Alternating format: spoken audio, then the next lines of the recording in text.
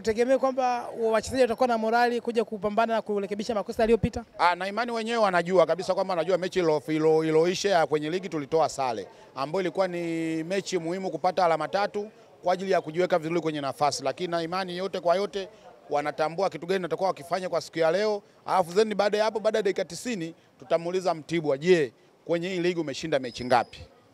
Kwa sababu sometimes unaweza kuanza kuongea, ujue unapokutana na Yanga maneno yanakuwa mengi. Yaani ujue sometimes watu wanaonaga kama Yanga hadi kama vile wanakutana na maji vile. Yaani mtu anapokutana na Yanga anakuwa anaona kama vile ni maji. Lakini kumbe anajua anakutana na Yanga African Sports Club, timu kubwa. Timu yenye wanachama wengi, timu yenye wananchi wengi. Kwa hiyo tunasema kwamba yote kwa yote, baada ya dakika 90 tutamuuliza anaitwa nani msemaji wao? Kifalu Tobias Kifalu.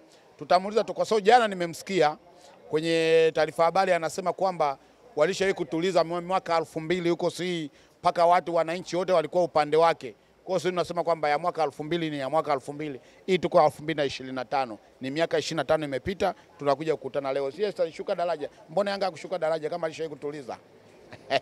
Shukrani sana. Nami nashukuru sana.